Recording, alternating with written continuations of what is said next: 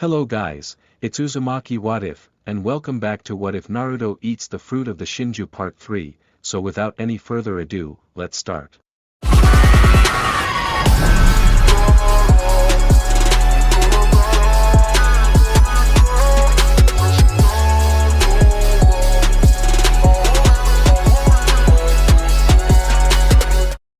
Sora levitated towards the skies and above him, lightning bolts seemed to gather above his head.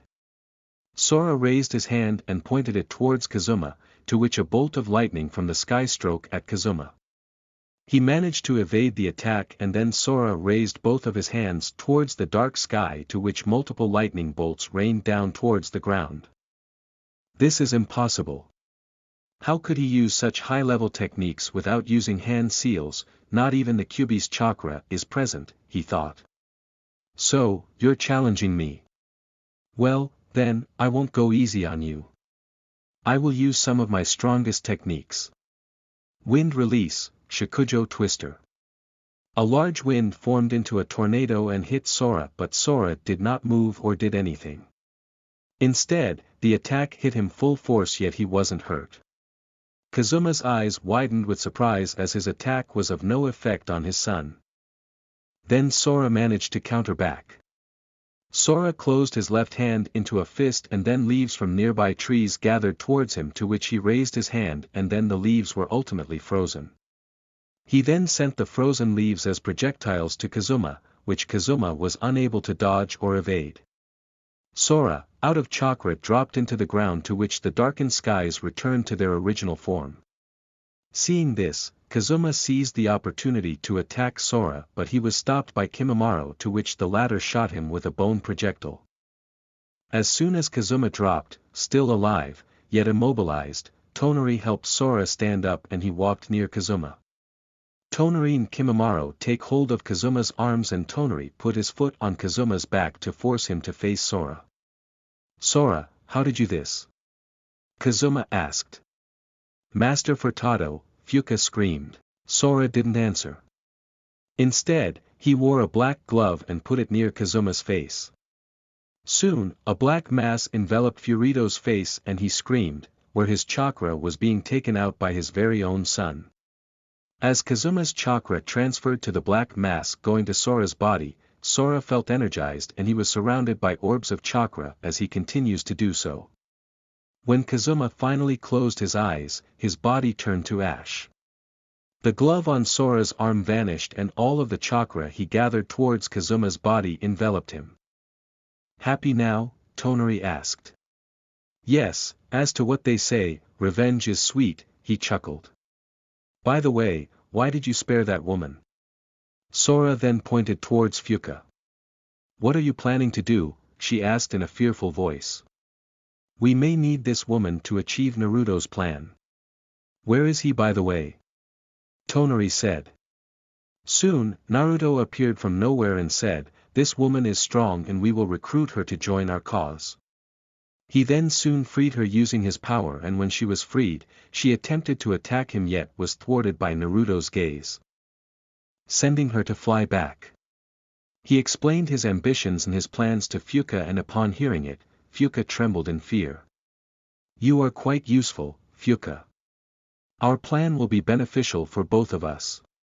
Naruto then extended his hand and a fire appeared burning the ground on which Fuka was standing. Or one of us. Naruto grinned. Then he added, so, which will it be? Fuka just looked at him and decided to follow him to avoid being killed. Several hours later. So, you're planning to return to Konoha? Sora asked. I do. This is the best time to show them who is the best. But I won't show my true colors yet. I'll be acting like a child, deliberately manipulating them so that I was still the same as before, he said. Hope you don't mind when I ask this but I'm wondering why you are so keen on your goal, Fuka asked. I will return to Konoha not for the sake of others but for myself. All I want is to give others the pain of humiliation and betrayal that I've suffered. Well, I shall not reveal what I am now. Being an actor is not an easy job but so far, I've known the cunning human nature of trickery and lying, that's why I'm going to exploit it. But for now, when I'm away, continue to kidnap those civilians. Bring corpses, too, especially ninjas that are recently killed so that they are still fresh. Bringing corpses is not part of the plan, Kimimaro intercepted. Corpses will be essential to our plan. I will tell you someday as to when I should use them, but we should seek a hideout where we could preserve the corpses. Then store them in one of your dimensions, Sora suggested. Opening and closing the dimensions is an easy task, but I don't want to waste chakra. Besides, if I were to finish anything quickly, the world will know me. That's why, I'll discreetly work in the shadows to avoid being caught. But if I were to be caught, then I shall show them what true despair is, Naruto laughed. I'm going now. Be careful. And before I forget, look for good-looking corpses. And also, do not call me Naruto. When I'm with you, call me Otsutsuki Byakuya. Naruto now stood at the front gates of Konoha. It was early morning when he left the hideout and he immediately went to the academy. As soon as he entered, he was greeted by the shocked faces of his classmates and even Irika himself. Naruto. Where have you gone? It's been 3 months and you haven't returned. What happened to you? Irika asked worriedly. I was hiding. I've been hiding here in Konoha in the meantime, so you aren't going to see me. I've decided to never go into the academy again, but now, I've realized that being a shinobi is important so that you could save people's lives, Naruto replied calmly. We're going to the third, he said. Third Hokage's office. Don't you know how much you've caused an uproar? Don't you know that you've worried me? I've sent several ninjas to track you, but they did not find you. I've almost thought you were dead, Hiruzen scolded. I'll not do it again, Naruto replied with a hint of a sad voice. As Naruto exited the Hokage office, he smirked. Things are going well according to the plan. Naruto, despite being different, having gained slight omniscient knowledge and unrivaled power, still continued to disguise himself as some idiotic ninja who would pull pranks and disrupt classes in order for him to know who really hates him. After all, this was a part of the plan. Tonari and Kimimaro would often come to his apartment secretly to discuss their grave robberies and the kidnapping of some civilians. Everyone in the village, even outside, would often warn each other to not stay late each night because those who stay late would vanish mysteriously without a trace. Not only this is happening in Konoha, but it happens in some villages situated in the Land of Fire. So far, no one knows what happened to him due to his 3-month absence. He now wears a turban over his head daily to hide the third eye that has grown into it. When alone, he would unravel the cloth and would look closely at his Rinne Sharingan, studying its nature and training proficiently in its use despite being in his human form as Naruto. He modified several techniques he read in books without using hand seals because according to his reason, hand seals are a waste of time and it is a common way of casting jutsus at the enemy. Due to consuming the fruit of the Shinju, he managed to have excellent chakra control that he doesn't need to use hand seals in order to execute some jutsus. It became his hobby to return to the abandoned village to train where he had eaten the fruit of the Shinju, as one of his pastimes. One day, when classes in the academy were dismissed, as usual, having no family, Naruto would be left alone. Wanting to train, he went to the abandoned village and as usual, would train for hours until he would perfect everything. Even his subordinates do not know of this place, as he wanted to keep this a secret from them. Night came, Naruto finished training and before he could return to Konoha. He glanced up the tree once more and said, I shall preserve you. Even though you're not a sentient being, you were the reason why I gained this unrivaled power. As he was about to leave, he noticed that the tree was glowing and there was another fruit, a single one dangling on its branches. Impossible. How could this tree bring forth another fruit? I ate the first one already, Naruto spoke. Naruto, curious about this situation, raised both of his hands and the fruit fell down, catching it. Naruto inspected the fruit. From what I know, even though the memory seems faint, I recall that a woman consumed a fruit like this before. However, it didn't happen in this village, it happened in a village that is extremely far from any shinobi country, which was forgotten throughout history. This tree was here already before the very tree that grew in that village. I gained memories of this tree when I ate its fruit. It's impossible that this one would produce another one because I ate the first one. Unless, chakra would gather in this very tree and it would be the reason that this tree would bear another fruit. However, it bore one. How could this happen? What will happen to me if I ate this glowing fruit? Curious at the situation and wanting more power for himself, he swallowed the whole fruit. As soon as he swallowed it, an extremely overwhelming chakra went through his body, more overwhelming than the previous one. He was forced out of his original form. His blonde hair, already extremely long, turned lavender white. His third eye gained a set of 12 tomos and his outfit from the white kimono became a dark shade of purple, with patterns of dragon golden designs on his chest. And gold belt adorning his waist. He gained golden tomo-shaped earrings, his hakama became a dark shade of black with numerous gold designs on its rims.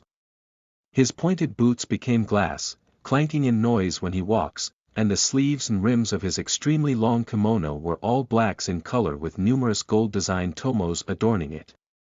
He also grew taller, and he gained extremely delicate facial features.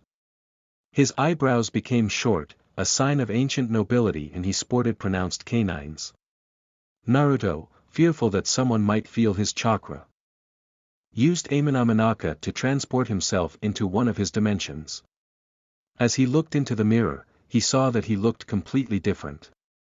Soon, he came to realize that the tree itself continues to bear fruit because it absorbs nature's energy in its surroundings. Realizing this fact, Naruto laughed and laughed maniacally and thought, it would be easier to manipulate those fools, given my power. He then soon returned to his Naruto form, but instead, his Naruto form also changed. Though the Rinne Sharingan still remains. He gained an exceptionally strong chakra even though he suppressed all of them. His hair, though returning to blonde, became long, reaching up to his back. Naruto, thinking that someone may get suspicious of his hair growing long, decided to wrap his whole head into a turban so that no one would know. He exited his desert dimension, returning back to his apartment in Konoha. Returning back to his room, he was greeted by the sight of Sora sitting on his sofa. "Where have you gone?" he asked. "Just training," Naruto replied. "And oh, what happened to your hair? Why did it grow extremely long? Did you do something again?" "Well, I would guess I would keep it a secret for now," Naruto chuckled. Sora, annoyed by this, just sighed. "Why are you here, by the way?" Tonari and Kimimaro were gathering civilians in remote places, whereas Fuka would rob graveyards of recently dead ninjas. Corpses would pile up in our hideout. "I don't understand you. What do you really want to do with them?" "So, you came here to ask me that," Naruto said with a hint of amused expression on his face. "No, not at all. To be honest, I was here because I have a favor to ask you. I would like to live here in your apartment." "What?" Naruto exclaimed. "Why is that?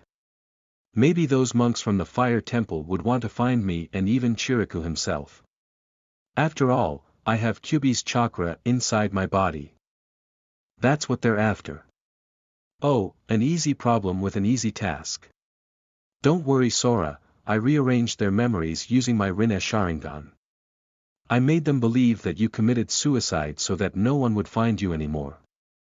"Since when did you do that?" Naruto crossed his arms and opened the fridge, pouring some fresh milk into his mouth. After that, he spoke. "Remember the day we met?